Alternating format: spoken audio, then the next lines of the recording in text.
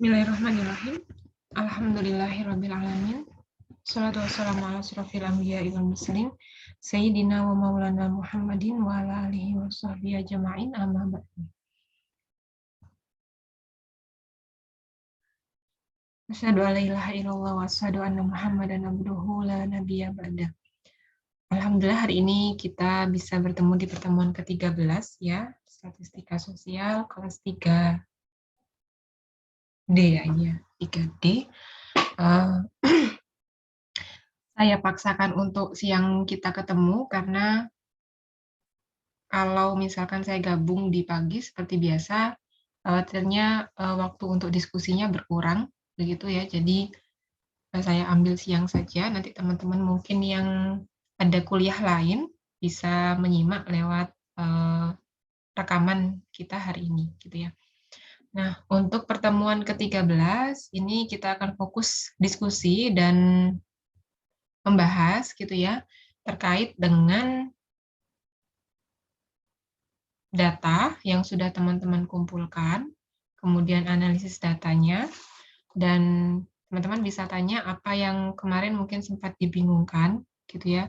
Kemudian penentuan antara menggunakan uji yang mana, apakah sudah benar atau belum, nah itu perlu teman-teman periksa, supaya nanti sinkron ya, dari depan sampai belakang, dari rumusan masalah sampai kesimpulan. Nah, jadi di awal ini saya mau menyampaikan dulu materinya.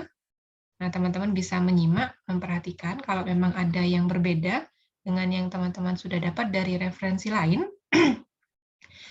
ataupun mengingatkan tentang kebingungan yang pernah dialami, boleh langsung ditanyakan saja ketika saya nanti presentasi, gitu ya. Nah, di sini fokus materinya untuk pertemuan 13 adalah analisis data, baik komparatif maupun korelasi, gitu. Nah, fokusnya adalah di data parametrik. Kalau parametrik berarti dia terdistribusi normal, homogen, dan juga atau linier ketika akan melakukan uji korelasi. Nah, di sini saya bahas dulu terkait dengan deskripsi uji-uji komparatif. Komparatif ada 3 yang kemarin teman-teman sudah belajar secara mandiri dan kelompok. Sebenarnya banyak ya, bisa di luar yang 3 ini, hanya saja yang biasa dipakai dalam penelitian pendidikan itu ya 3 ini gitu. Nah, coba kita lihat apa sih bedanya dari ketiga uji komparatif yang ada di sini. Yang pertama adalah uji independent sample t-test. Independent sample t-test ini tujuannya adalah membandingkan 2 kelompok sampel yang tidak berhubungan atau tidak berpasangan, tidak berkaitan gitu ya. Jadi 2 kelompok sampel ini benar-benar berbeda. Contohnya, kalau teman-teman membandingkan misalkan hasil belajar dari kelas A dibandingkan dengan hasil belajar dari kelas B. Nah, membandingkan hasil belajar kelas A dan kelas B ini adalah contoh kasus yang pengujiannya, apakah mereka punya perbedaan antara kelas A dan kelas B hasil belajarnya, itu dengan uji independent sample t-test. Ya. Kalau independent paired sample t-test, ini dia membandingkan 2 kelompok data juga, tapi 2 kelompok data ini berkaitan. Misalkan pretest dan posttest. Gitu ya. Jadi subjek yang diteliti orangnya itu misalkan satu kelas A gitu ya. Nah, kelas A ini dilihat sebelum treatment gitu ya, mungkin sebelum dikasih kursus, sebelum dikasih workshop dan seterusnya, sama dilihat keadaannya setelah dilakukan workshop dan treatment lainnya. Contohnya, misalkan teman-teman ingin melihat apakah ada perbedaan kepemimpinan mahasiswa, maksudnya sikap kepemimpinan ya, mahasiswa sebelum ikut KKN dengan setelah ikut KKN. Jadi kita mau lihat apakah misalkan si A gitu ya, siapa ya di sini ya, Naufal. Misalkan Naufal. Naufal ini sebelum ikut KKN dan setelah ikut KKN itu ada yang berubah nggak ya? Nah, kalau di sini yang dilihat perubahannya adalah sifat kepemimpinannya. Nah, itu kita ambil kita punya dua data. Data pertama adalah data sebelum Naufal berangkat KKN. Data kedua atau kelompok sampel kedua adalah data setelah pulang dari KKN. Nah, itu jadi orangnya sama Naufal atau mungkin sama-sama kelas A. Tapi ada data sebelum, ada data sesudah, gitu ya, ada rentang waktunya. Nah, untuk uji ANOVA, ini adalah uji yang membandingkan lebih dari dua kelompok data berbeda. Jadi nggak ada kaitan antara kelompok satu dengan kelompok yang lain, mirip dengan yang independent sample t-test ya. Hanya saja untuk ANOVA ini kita bisa pakai untuk lebih dari lebih dari dua kelompok data. Nah, misalkan kita mau lihat perbedaan jumlah penjualan dari salak, salak, jeruk, dan juga apel. Nah, ini kan beda-beda ya, buahnya udah beda. Dan nggak ada hubungannya salak sama jeruk. Nah, kemudian untuk prasyarat penggunaan uji statistik parametrik untuk komparatif ya, independent sample t-test, independent paired sample t-test, dan juga uji ANOVA, ini tentu saja datanya harus terdistribusi normal dan juga harus homogen, karena komparatif ya, homogen. Jadi, dua syarat ini wajib, tentu saja datanya juga harus numerik ya. Datanya numerik atau diambil dari angket yang ada intervalnya, ada skalanya 1-5 gitu ya biasanya, atau 1-4 gitu. Ketiganya sama, tidak ada yang berbeda, hanya di uji ANOVA ini datanya memang harus benar-benar dari kelompok yang berbeda. Tidak boleh ada keterkaitan gitu ya satu dengan yang lain. Nah, untuk langkah uji komparatif, teman-teman sudah cari secara mandiri ya di penugasan. Nah, mungkin bisa dibandingkan dengan apa yang saya sampaikan.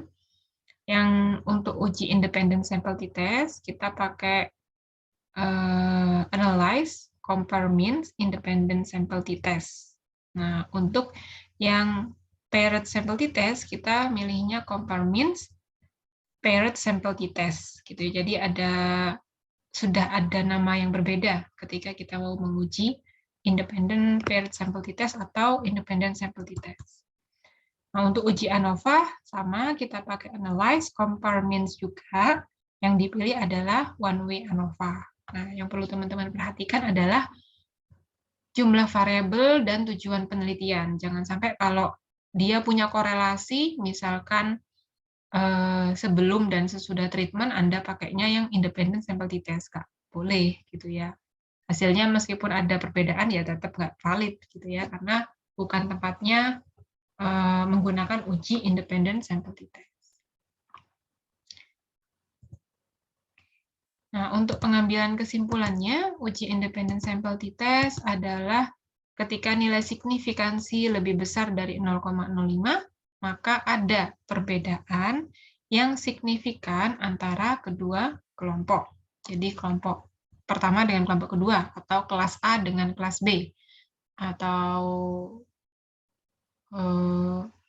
mahasiswa tingkat 1 dengan mahasiswa tingkat 2, gitu ya. Jadi antar kelompok ada perbedaan. Nah, ketika di independent paired sample t-test, ini ketika signifikansinya lebih besar dari 0,05, maka tidak ada perbedaan yang signifikan sebelum dan sesudah treatment. Gitu. Jadi nggak ada bedanya, misalkan sifat kepemimpinan mahasiswa itu tidak ada perbedaan antara sebelum berangkat KKN dengan setelah berangkat KKN. Mungkin karena KKN-nya terlalu sebentar gitu ya. Nggak juga. Itu bisa jadi bahasan sendiri dalam penelitian gitu ya. Cuman kita lagi fokus di nilai signifikansi. Untuk uji ANOVA lebih besar dari 0,05, maka tidak ada perbedaan dari ketiga variabel. Ya, tadi kan misalkan variabelnya 3 gitu ya, karena lebih dari 2. Jadi ada jeruk, salak, dan apel. Jadi tidak ada perbedaan hasil penjualan dari jeruk, apel, dan salak gitu. Jadi menuliskan kesimpulannya bergantung dari rumusan masalah ya. Tidak kaku begini ini secara umum. Nah, ada pertanyaan dulu sampai sini untuk uji komparasi ya. Komparatif.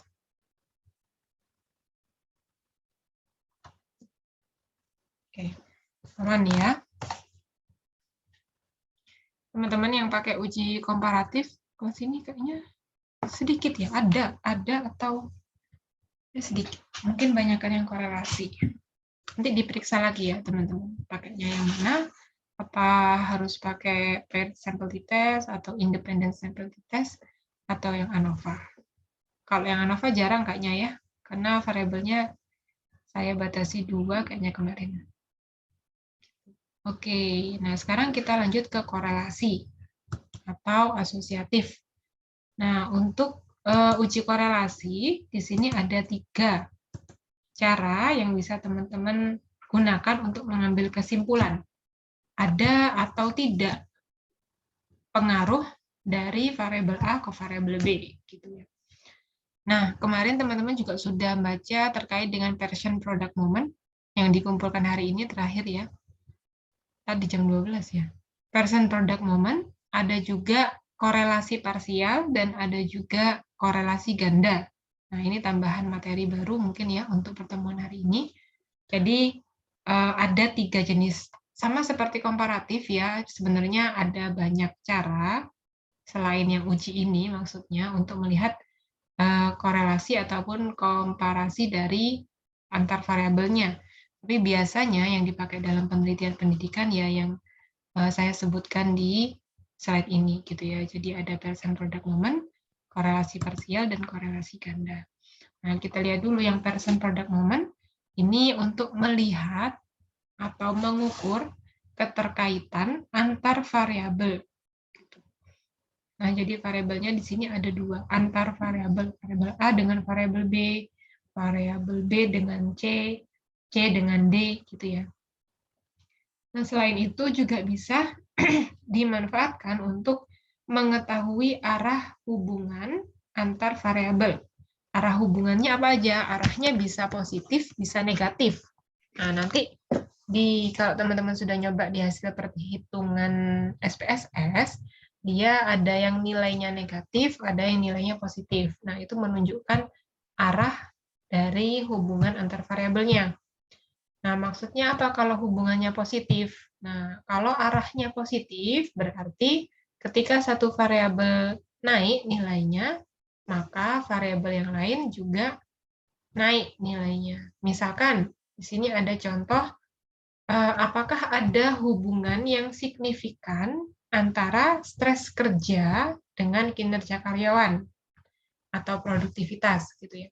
Nah, kalau hubungannya positif, atau nilai percent product moment-nya positif, maka ketika stres itu meningkat, kinerja karyawan juga meningkat gitu. Jadi semakin banyak produk yang dihasilkan saat karyawan itu stres gitu ya.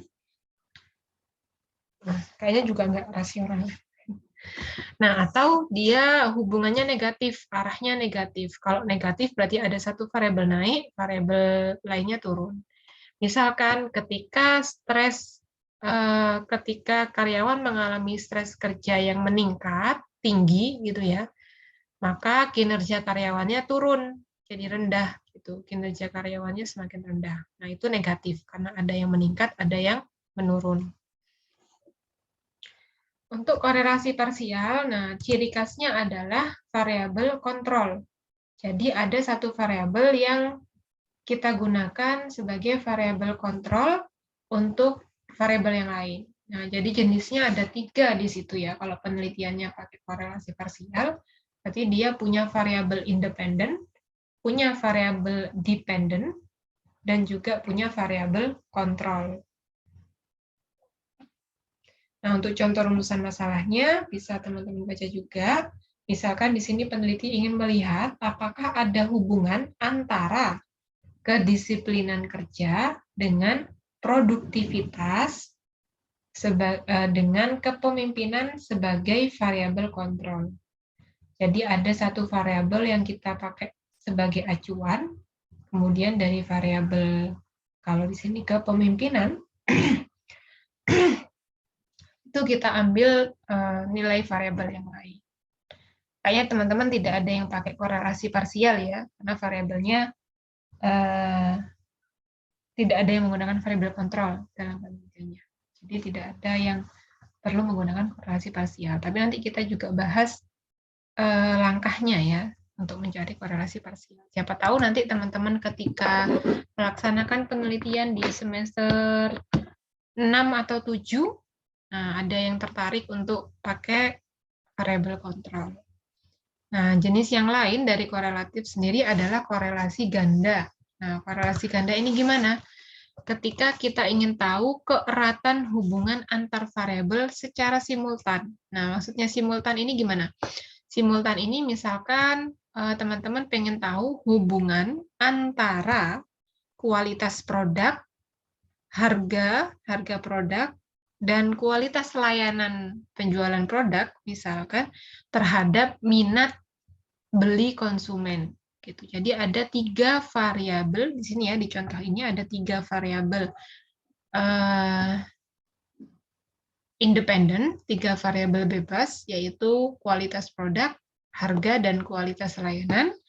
Nah, itu mau diukur pengaruhnya terhadap minat beli konsumen. Jadi variabel dependennya cuma satu.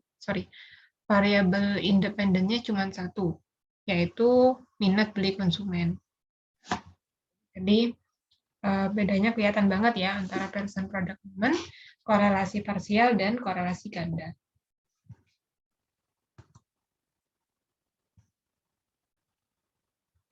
Untuk syarat penggunaannya, seperti yang sudah pernah disampaikan, kalau korelatif itu datanya harus normal dan linier. Jadi perlu dilakukan uji linearitas. Kemudian data yang diperoleh dari sumber data itu berupa data yang interval atau rasio. Nah, untuk korelasi dan parsial dan ganda ini sama ya, jadi harus normal dan datanya linier. Ini kurang saya nulisnya. Datanya linier dan juga normal. Nah, untuk pengujian statistika komparatif dengan SPSS, ini langkahnya bisa disimak. Jadi, untuk person product moment, teman-teman bisa pakainya analyze, correlate, bivariate correlation, pindah variabel ke kolom variables, dan klik OK.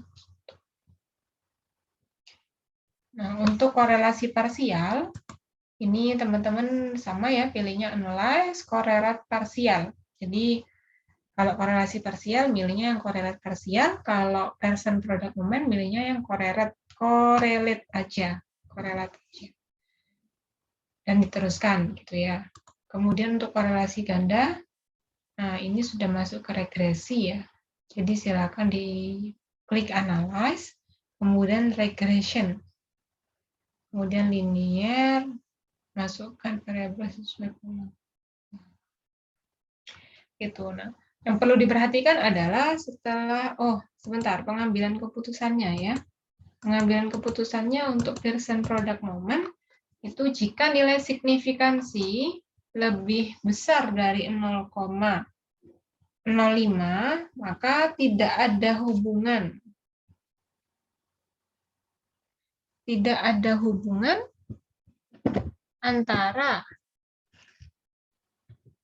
variabel yang ada. Nah, kalau korelasi parsial, ini nilai signifikansinya sama 0,05 lebih besar dari 0,05, tidak ada hubungan antar variabel satu dengan yang lain, dan untuk korelasi ganda, untuk signifikansi F-change yang lebih besar dari 0,05 juga tidak ada hubungan antar variabelnya. Jadi tambahan materi kita adalah di korelasi parsial dan persen produk momennya teman-teman sudah belajar mandiri di pertemuan sebelumnya, dan tugasnya juga yang hari ini yang itu ya. Ada pertanyaan dulu. Oh, sebentar, maafkan saya. Ini ada satu tabel lagi, yaitu nilai pada baris correlation yang disesuaikan dengan tabel pedoman derajat hubungan. Nah, ketika misalkan teman-teman sudah input di SPSS, kemudian dicek nilai signifikansinya, oh ternyata signifikansinya kurang dari 0,05. Oh, berarti ada hubungan antara variabel yang satu dengan variabel yang lain. Atau ada hubungan antara kelas E dan kelas B. Gitu ya. Nah, setelah itu teman-teman bisa lebih spesifik. Seberapa tingkatannya seberapa sih? Nah, sudah ada yang mengkategorikan dalam tingkatan. Jadi di 0,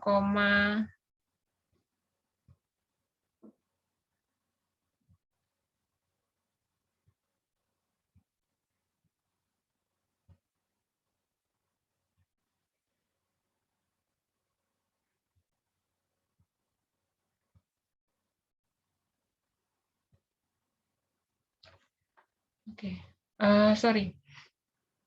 Jadi ketika derajat hubungannya itu antara 0 sampai 1 ya, jadi semakin tinggi nilainya, maka hubungannya semakin kuat. Jadi ketika teman-teman sudah menghitung dan nilai signifikansinya itu kurang dari 0,05, maka dua variabel itu ada hubungannya. Nah, seberapa kuat hubungannya, nah itu teman-teman bisa lihat melalui nilai dari Pearson correlation.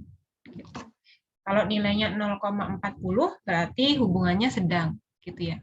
Kalau nilainya 0,6 berarti hubungannya kuat. Ada pertanyaan dulu untuk korelasi ya, korelasi. Ibu, ini perbedaan korelasi produk Pearson moment sama rank Spearman itu letaknya di mana, Bu?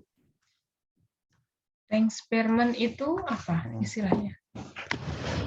Nggak tahu, tapi pas kemarin saya baca-baca materi kayak Pearson produk moment ini ada kaitannya gitu sama rank Spearman gitu. Korelasi rank Spearman namanya.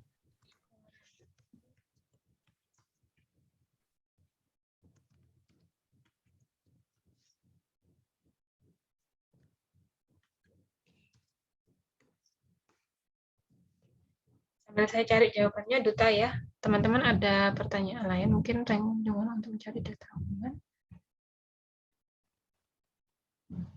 Oh, ini yang non-parametrik kayaknya.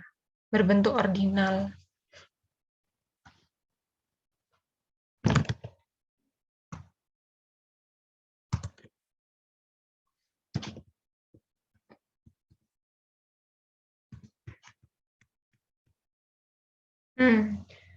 Kalau dilihat deskripsinya, dia mana ya tadi? Korelasi rank Spearman itu digunakan untuk mencari hubungan atau untuk menguji signifikansi hipotesis asosiatif bila masing-masing variabel yang digunakan berbentuk ordinal. Kalau ordinal berarti kan dia non-parametrik ya.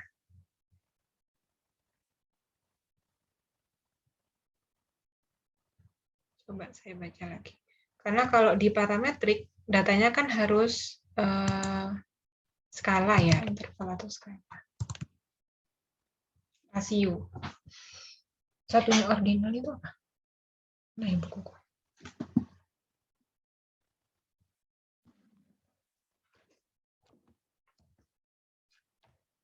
Teman-teman yang lain ada pertanyaan atau tanggapan boleh kalau mau menambahkan.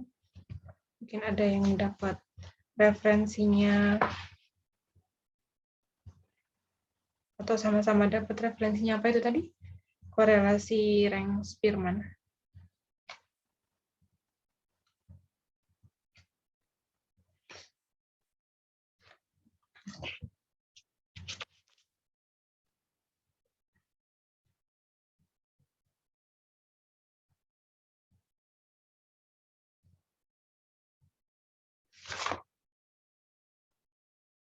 Kalau kita kan pakai skala interval ya, sama rasio. Ibu, saya izin bertanya. Silahkan. Jadi dari referensi yang saya dapat, uji korelasi Pearson ini untuk mengetahui tingkat keeratan hubungan antar variabel yang dinyatakan dengan koefisien korelasi. Itu maksudnya gimana ya, Bu ya? Tingkatnya itu berdasarkan koefisien korelasi. Jadi tadi kan ada tabel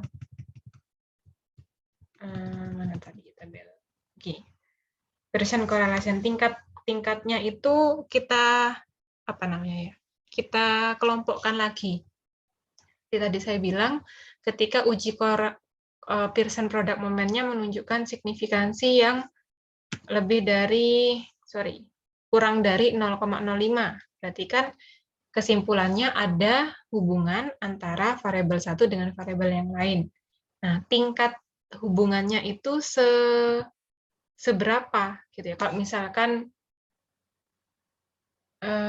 berteman gitu ya. Nah, bertemannya itu tingkatnya seberapa gitu. Apakah soulmate gitu ya, ataukah teman biasa aja gitu. Apakah teman yang ya teman aja cuma nyapa gitu, teman sekelas. Nah, itu tingkatnya kita pakai lagi dengan nilai dari Pearson correlation-nya.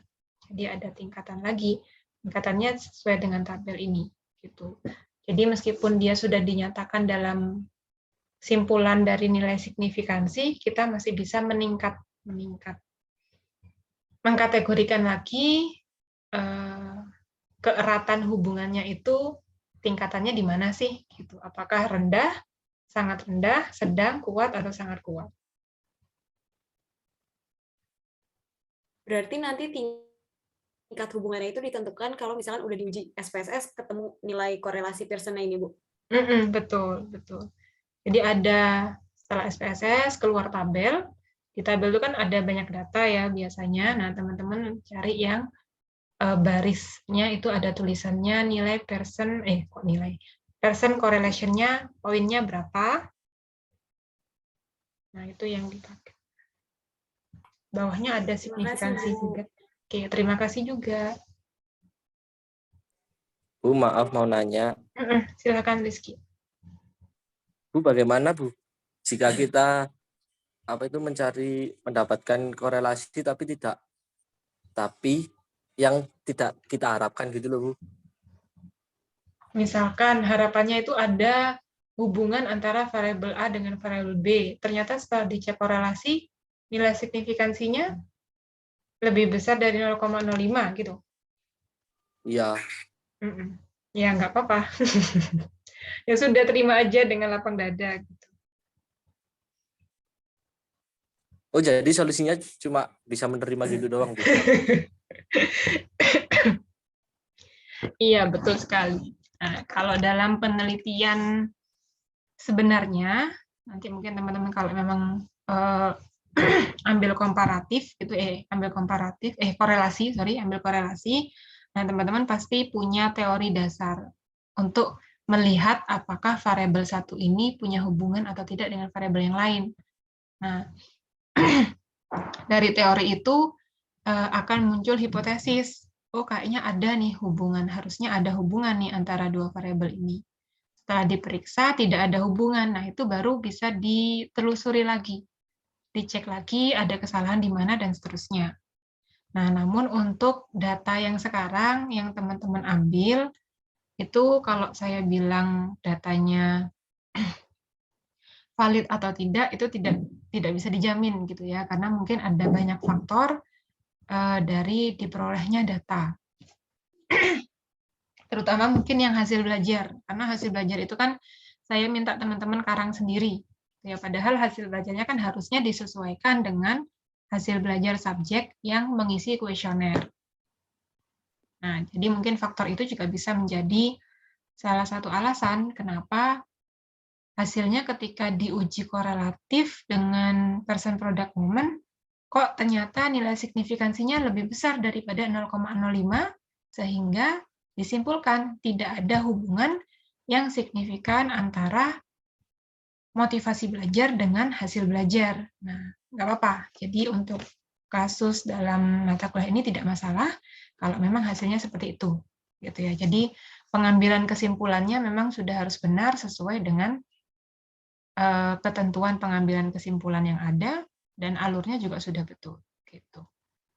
Untuk datanya mungkin kalau teman-teman penelitian beneran, nah itu harus diperiksa karena membuat hipotesis ada perbedaan atau ada hubungan itu sudah berdasarkan kajian teori di bab 2 rumusan masalah gitu ya. Kalau sekarang kan kita fokusnya di mencoba bagaimana sih mengumpulkan data gitu ya, buat angket ternyata rumit juga gitu ya. Belum lagi angketnya harus disederhanakan, kemudian baru bisa dimasukkan ke SPSS. Nah, proses ini yang saya harapkan bisa jadi pengalaman lebih untuk teman-teman dibandingkan hanya sekedar saya berikan ini data hasil belajar, ini data motivasi belajar, dicari normal atau enggak. Nah, kan gitu kan kurang seru ya, kurang seru. Jadi kalau memang dalam hal ini kesimpulannya tidak ada hubungan antar dua variabel, ya sudah, itu aja yang disimpulkan, Ki. Oh iya Bu, makasih Bu. Terima kasih juga.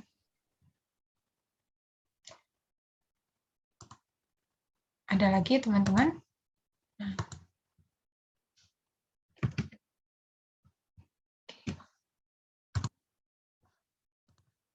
Oke, nah selanjutnya ini ada beberapa perbedaan mendasar gitu ya.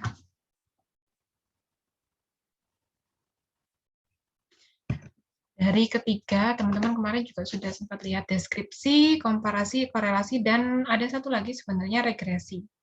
Nah, bedanya di mana sih mereka ini? Kalau deskripsi, hipotesisnya tentu hipotesis deskripsi. Nah, teman-teman bisa buka lagi hipotesis deskripsi, contohnya seperti apa, dan tujuannya seperti apa. Misalkan, hipotesis deskripsinya adalah kemampuan menggunakan teknologi informasi, dosen matematika, tidak lebih atau lebih dari 70%. Gitu. Nah, itu deskriptif ya. Nah, mengujinya dengan uji T 1 sampel. Atau uji T 2 sampel, bergantung juga nanti ada. Nah, cuman saya memang fokusnya di komparasi dan korelasi. Nah, di sini untuk komparasi, seperti teman-teman tahu sendiri, itu bertujuan untuk membandingkan dua kelompok atau lebih. Sedangkan korelasi untuk melihat ada tidaknya keterkaitan atau hubungan antar variabel. Gitu ya. Nah, ada variabel kontrol, ada variabel bebas, ada variabel terikat. Variabel kontrol ini opsional ya. Kalau ada variabel kontrol berarti teman-teman pakai uji yang tengah tadi agak korelasi parsial. Nah, ada satu lagi sebenarnya yaitu regresi. Regresi ini adalah kelanjutan dari korelasi. Nah, kalau regresi ini tujuannya untuk menentukan tingkat hubungan dalam artian sampai teman-teman dapat persamaan dan bisa memprediksi, oh nanti kalau hasil belajarnya itu 2 kali lipat, kalau motivasi belajarnya itu 2 kali lipat, maka hasil belajarnya juga meningkat sekian gitu ya. Nah, jadi sampai bisa memprediksi antara hubungan variabel pertama dengan kedua dan seterusnya. Itu regresi di sana. Nah, regresi ini juga harus dilihat bahwa dia punya hubungan di uji korelasi. Maksudnya adalah ketika teman-teman mau menguji regresi, nah harus didahului dulu dengan uji korelasi. Jadi uji regresi ini kelanjutan dari korelasi. Nah, kalau sekarang kan teman-teman masih di korelasi aja ya, sampai menentukan ada hubungan, tidak ada hubungan gitu. Nah, kalau di regresi itu lebih lagi gitu ya. Ada hubungan antara motivasi belajar dengan hasil belajar yang dinyatakan dengan persamaan, misalkan motivasi belajar atau hasil belajar sama dengan motivasi belajar dikali 0,2 ditambah 3. Gitu. Jadi teman-teman sampai dapat persamaan kalau di regresi. Nah, tapi ini nanti bisa teman-teman perdalam sendiri ya, kalau misalkan mau ambil regresi untuk tugas akhirnya, skripsinya, boleh. Gitu. Ada pertanyaan dulu di sini, nggak ada? Nah, untuk selanjutnya terkait dengan timeline perkuliahan ya. Jadi di pertemuan 13 kali ini, teman-teman, kita mereview tugas 9 sampai 12, khususnya di tugas 9 ya. Jadi pengumpulan data yang kemarin, kemudian sajian datanya, dan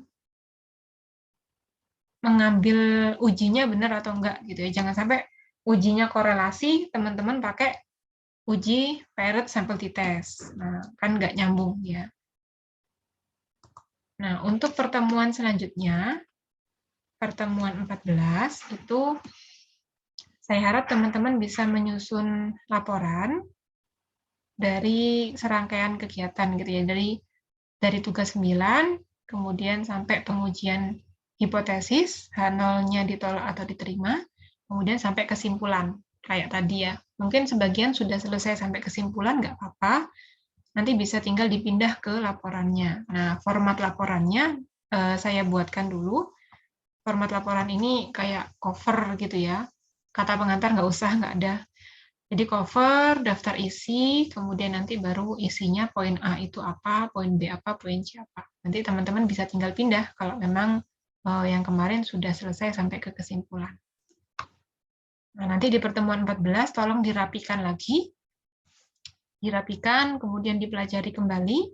Nah, di pertemuan ke-15, teman-teman mengumpulkan rekaman penjelas dari kegiatan yang sudah dilaksanakan, mini research-nya gitu ya. Jadi mulai dari pengambilan data, mulai dari rumusan masalahnya apa, kemudian hipotesisnya apa, data apa yang dikumpulkan, mengolahnya bagaimana, sampai ke kesimpulan.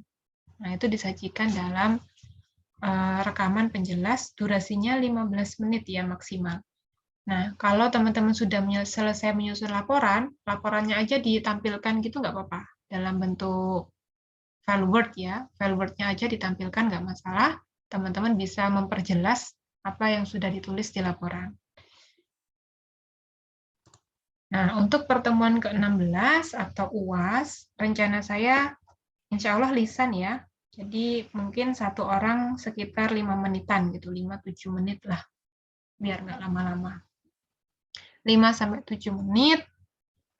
Yang saya tanyakan apa? Yang saya tanyakan berkaitan dengan kegiatan teman-teman dalam menyusun laporan gitu ya.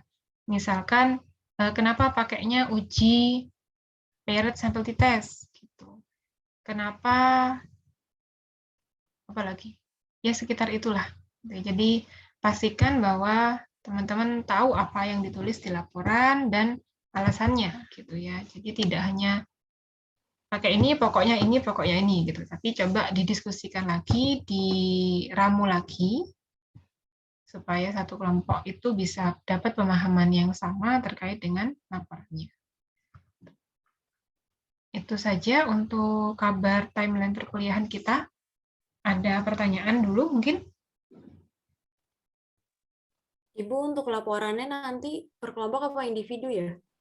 Untuk laporan tetap submit per individu. Kalau mau dibuat satu kelompok gitu, nggak apa-apa. Jadi kan di cover ada nama kelompoknya, kalau memang kelompokan ada nama kelompoknya, isinya sama satu dengan yang lain, nggak masalah. Nah, nanti kan bisa saya compare sama pertemuan ke-15, kuisnya, menjelaskannya, membaca atau menjelaskan. Gitu ya. Jadi pertemuan ke-15 itu kalau teman-teman rekaman audio itu sebaiknya menjelaskan, ya tidak membaca. Gitu. Jadi wajib mengumpulkan setiap orang, meskipun sama dengan satu kelompok laporannya.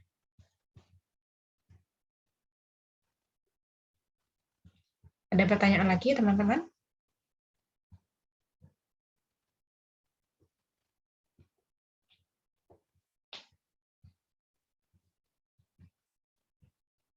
Oke, ada ya.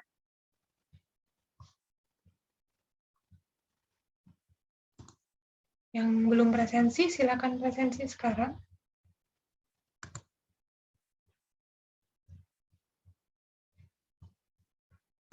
Oke, ini saya coba download.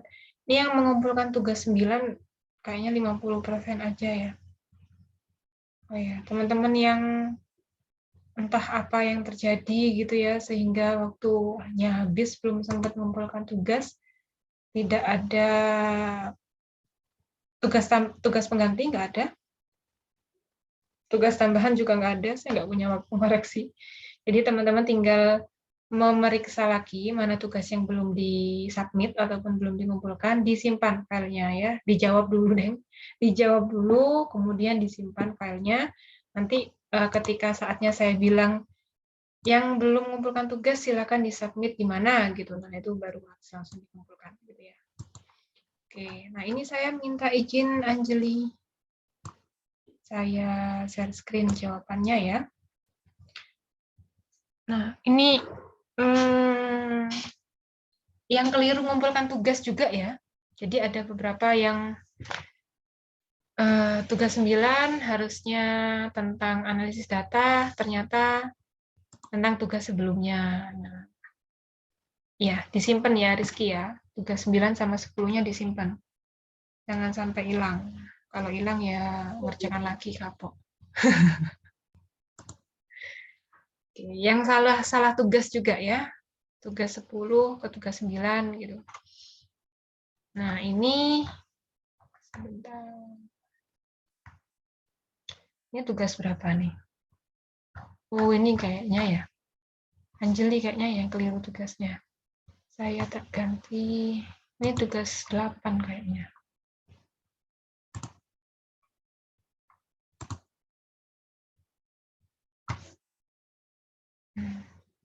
Adelia itu sini ya.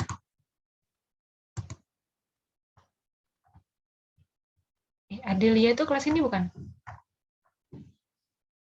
Oh, kelas C. Maafkan.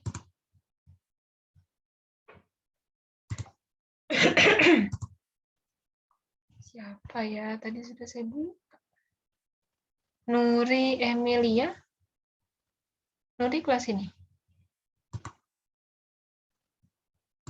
Coba. Oh, bukan. Oh iya ya, Nuri ya.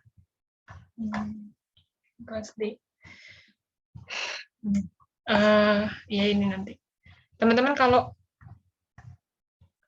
saya komen ya, komen. Kalau menjawab dikasih keterangan dulu gitu ya. Ini apa tiba-tiba tabel. Nah, untuk di nomor poin B itu seingat saya minta untuk disajikan tabel yang ringkas gitu ya. Tabel ringkas ini sudah bagus, sudah ada skor penjumlahannya. Sudah ada nilai, ini nilai apa nih?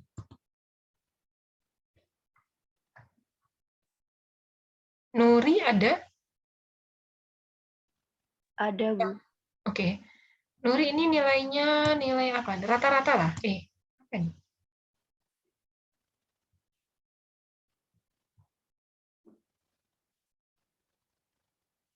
Nilai ulangan, bukan? Atau apa ini? Kok ditaruh di sebelah? Skornya 20. 20 itu dari 3 tambah 4 tambah 1 tambah 2 tambah 3 tambah 3 tambah 2. Gini ya. 20. 74 ini nilai ulangan kayaknya ya. Ini judulnya apa ya?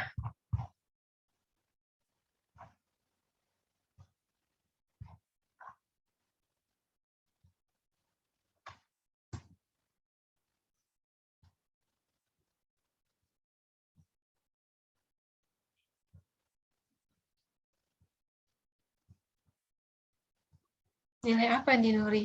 Nuri lupa juga. Nilai ulangan nih kayaknya. Gimana Ki? Oh, sing metu nang Surabaya. Ayo enak. Iya. Apa? Eling. Iya. Mana kayak gua? Wah, Iya, Ki. kan. Ki. Itu after review, after tes lu enak. Kawan, oke.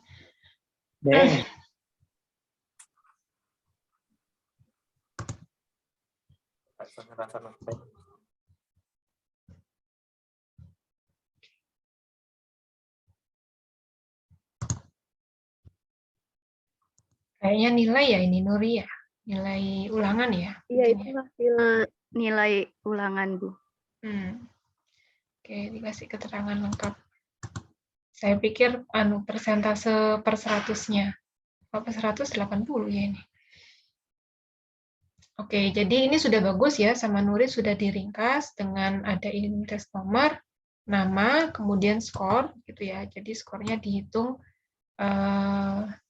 ada berapa tiap subjek, gitu ya. Jadi Emilia itu skornya berapa, Safira berapa, dan seterusnya.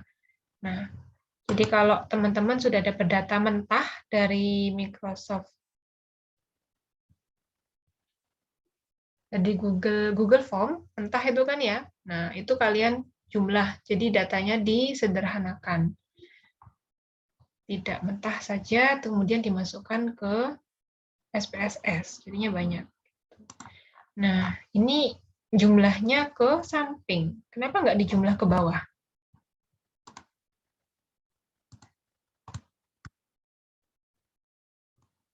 Kenapa jumlahnya ke samping nggak ke bawah? Teman-teman yang lain jumlahnya ke samping juga? Atau nggak dijumlah? Samping juga, Bu. Ke samping juga, Duta? Iya, ke samping juga, Bu. Kenapa jumlahnya ke samping, Duta? Karena kan ini, semisal ada anak, misal barisan nomor 1 gitu kan, jadi kayak dari kiri ke kanan kan hitungnya. Jadi jawabannya atau skornya mending ditaruh di kanan aja, karena kan kayak sekalian gitu loh, Bu, hasilnya gitu.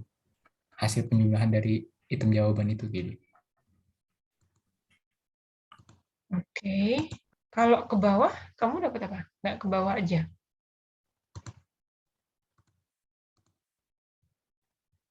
Nggak ke bawah Mungkin aja. kalau ke bawah agak ini, Bu, ya, agak ribet gitu, karena semisal kalau misalnya datanya atau respondennya banyak gitu, ada 50-an, kan itu kan dari kiri ke kanan itu kan agak banyak gitu. Mungkin itu agak menyulitkan gitu, Bu, kalau dari saya sendiri. Kalau ke bawah? Iya, kalau ke bawah. Kalau ke bawah, bukannya sama aja di sama dengan bawah sampai atas gitu ya? Iya, Bu. Kalau mau datanya 50 apa 100 kan sama aja. Kalau ke kanan pun, kalau datanya 50 malah banyak nih. 50 data nih ke kanannya. Ini ada 27 ya, berarti ada Tapi kalau ke 20. kanan nggak apa-apa nggak, Bu? Maksudnya kayak ngaruh juga nggak sih sama nilai gitu? Sama nilai yang ini? Bukan? Maksudnya kayak ini, Oh, kayak jumlahnya. ngaruh juga nggak? Jumlahnya. Iya, ngaruh juga. Kalau itemnya ada 8 ya segini. Kalau itemnya lebih banyak lagi kan beda lagi jumlahnya. Kalau yang ke bawah ini kan berarti jumlahnya ya sebanyak responden. Kalau ada 50 ya berarti jumlah ke bawahnya sebanyak 50. Tapi kenapa ya kok ke kanan bukan ke bawah ya?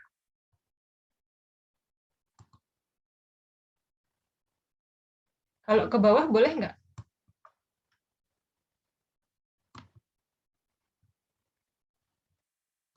Boleh nggak kalau ke bawah?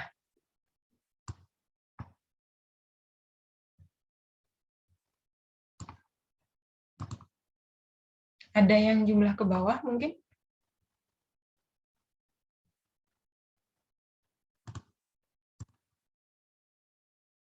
Ada yang jumlah ke bawah?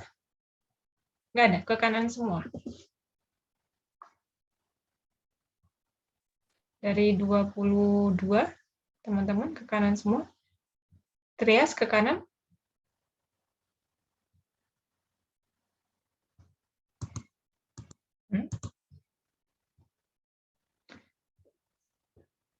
Satria, jumlahnya kemana?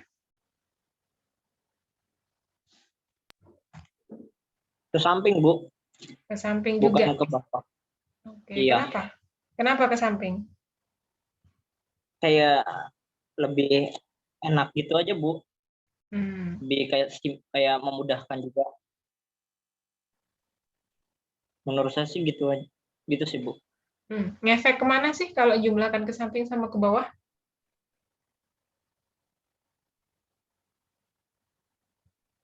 Kurang tahu juga sih, Bu, kalau ngefek-efeknya.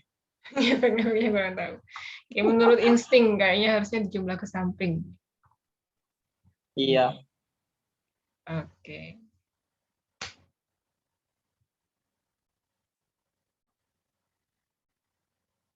Mahesa. Mahesa. Mahesa jumlahkannya ke kanan apa ke bawah?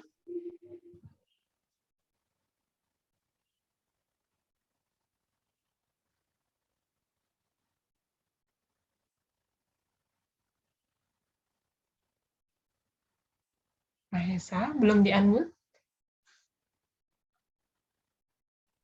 Ya, Bu. Kalau Mahesa jumlahkannya ke samping apa ke bawah?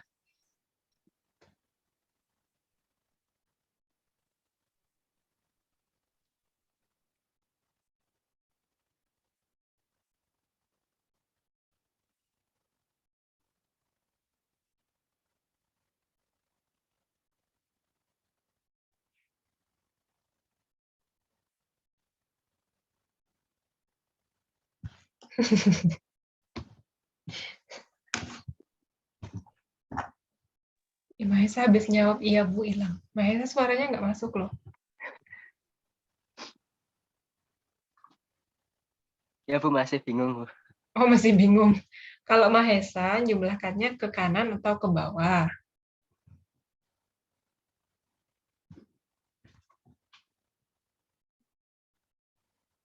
Belum dibuka tuh kayaknya tugasnya tuh.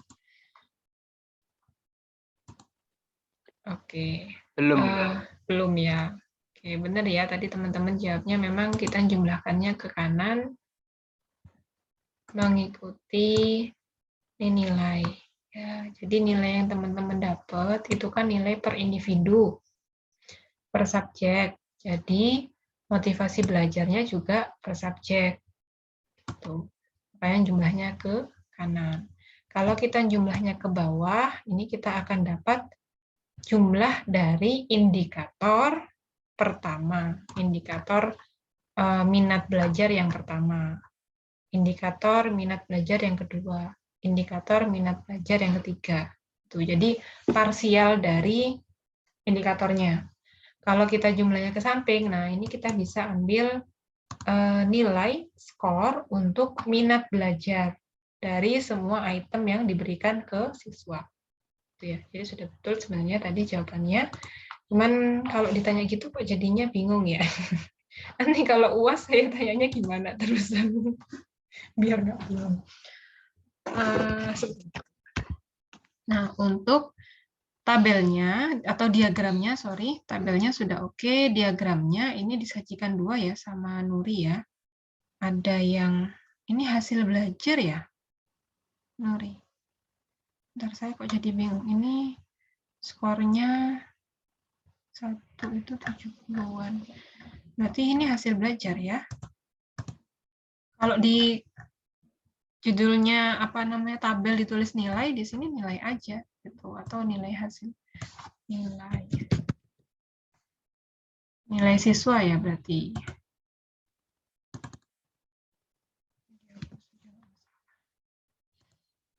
Tidak usah menaruh keterangan yang jadi nggak jelas. Nilai ini sama nilai siswa juga. Yang Iya, Bu, diangkat sama ya. Yang diangkat bukannya yang ini ya. Yang skor minat belajarnya. Ini hasil minat belajar ya, betul ya angkatnya? Benar, Bu. Skor minat belajar. Ini yang harusnya disajikan karena tabelnya tuh tabel skor minat belajar.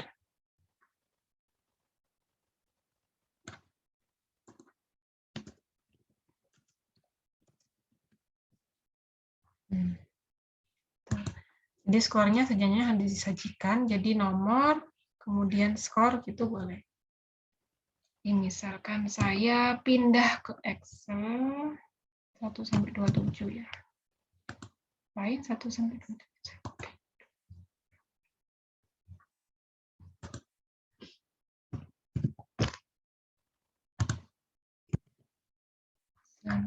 skor 1 sampai 20.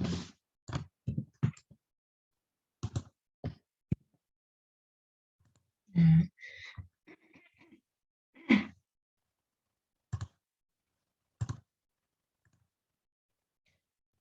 yang ini boleh nih, skor dan nomornya nomor responden gitu, boleh nggak harus kalian tulis nama. Karena di penelitian biasanya responden justru namanya di nomor ya.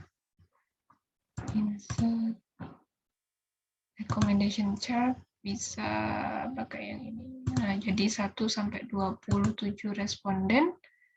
Skornya responden pertama 20, 2, 3, dan seterusnya. Ini skor.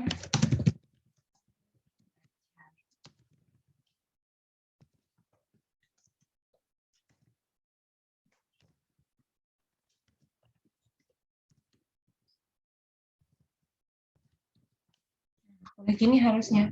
Jadi kalau mau menyajikan diagramnya, diagram dari tabel gitu ya.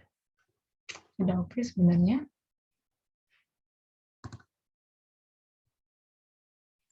Nah, untuk kesimpulan,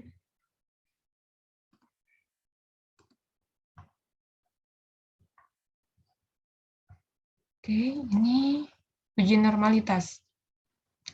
Kayak grup Smirnov. Subjeknya berapa ya? 27. Nggak pakai subjek.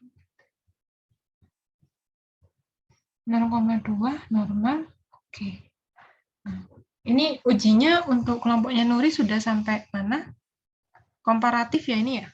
Ya kok komparatif? Korelasi.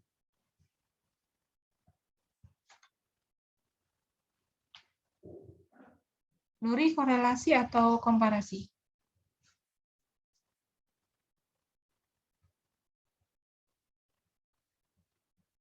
Cek sound.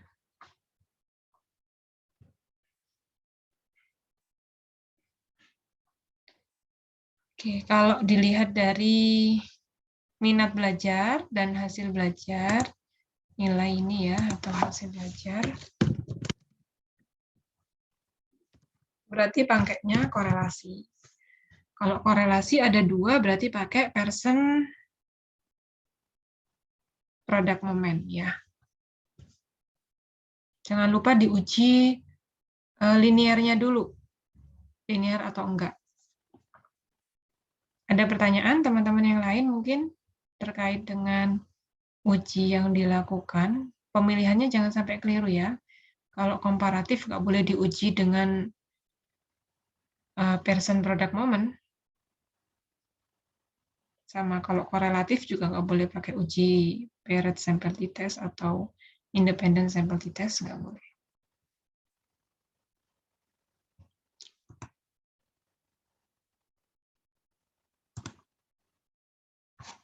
Aman, nggak ada pertanyaan?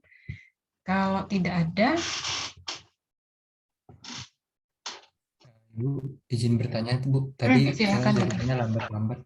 Ini Oh, terkait penyusunan laporan itu Bu, itu isinya bagaimana Bu ya? Insya Allah hari ini saya selesaikan dulu formatnya. Kalau format tidak banyak, yang penting ada cover, kemudian daftar isi, baru langsung ke isinya saja. Rumusan masalah apa, hipotesisnya apa, angket yang dipakai apa, datanya apa. Nanti saya buatkan sub ABCD-nya apa aja. Gitu.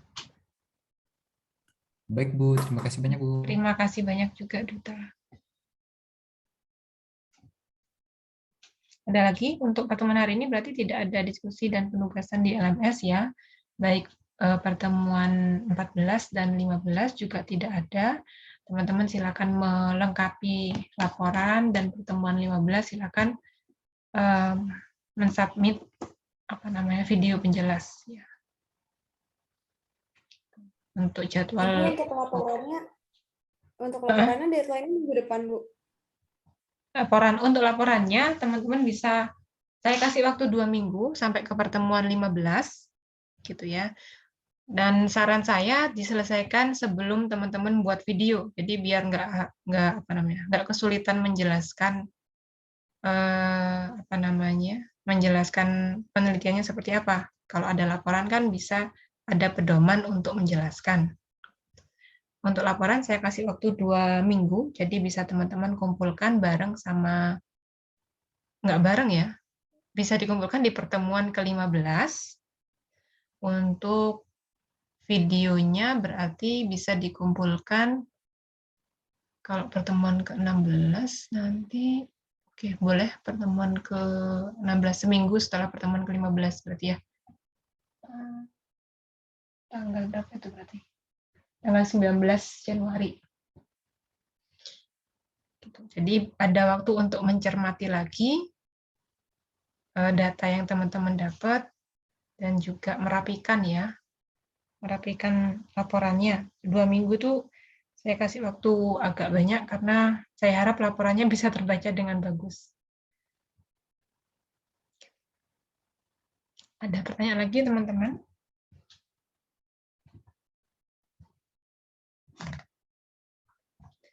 Untuk hasil ini punyanya Nuri nggak ada masalah banyak. Yang belum tugas 9, yang belum tugas-tugas yang lain tuh juga ya diselesaikan, nggak usah nunggu-nunggu. Karena tugasnya juga saya rasa sudah cukup menghabiskan waktu ya untuk menyelesaikan laporan itu nggak banyak. Kalau tugas sebelumnya oke, tinggal copy paste aja.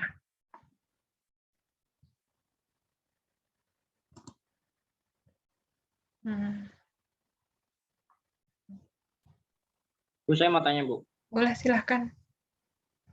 Bu, kalau misalkan mau membuat laporan itu harus secara berkelompok kah? Apa secara individu dalam Untuk membuatnya itu, Bu? membuatnya kalau mau kelompokan boleh. Kalau teman-teman membuat individu terus didiskusikan kelompok gitu juga boleh. Kalau datanya sudah ada, misalkan data mentahnya sudah ada, kemudian tiap anggota kelompok ngitung sendiri dulu supaya lebih paham juga, nanti baru disamakan juga bisa sebenarnya. Jadi untuk laporannya, ketika ada yang satu kelompok sama persis gitu, saya juga nggak akan komen gitu ya, karena memang laporannya laporan kelompok. Tapi setiap individu harus mengumpulkan. Kalau berbeda ya sebenarnya nggak masalah ya, asalkan benar gitu. Mungkin beda kalimatnya, beda kalimat kesimpulannya, nggak masalah. Yang penting semakna aja.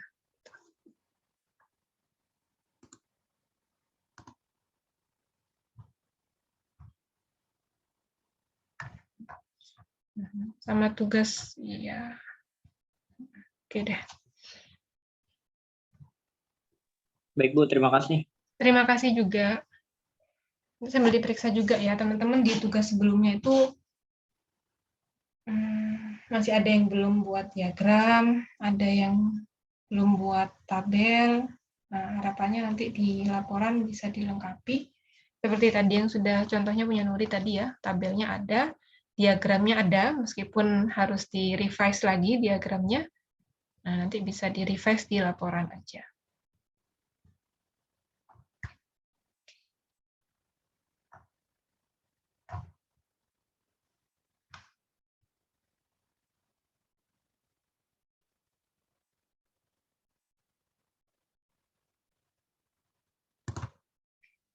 Aja saya rasa. Apakah ada pertanyaan teman-teman? Udah ya, aman? Oke, untuk minggu depan juga aman ya insya Allah.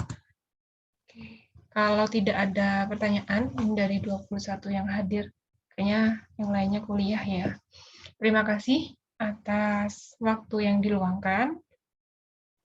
Mohon maaf jika ada salah-salah kata. Semoga selalu sehat teman-teman dan dimudahkan dalam menuntut ilmu, sehingga bisa mendapatkan ilmu yang bermanfaat untuk dunia dan akhirat. Saya akhiri. Yakin nih nggak ada yang mau tanya? Kalau nanti ada yang terlintas, kenapa? Insya Allah aman. Insya Allah aman. Oke. Kalau nanti ada yang terlintas atau tadi belum sempat tanya, gitu bisa ditanyakan di grup ya, seperti biasa. Oke. Saya Saya tutup. Wassalamualaikum warahmatullahi wabarakatuh. Waalaikumsalam warahmatullahi wabarakatuh. Makasih, Bu. Terima kasih.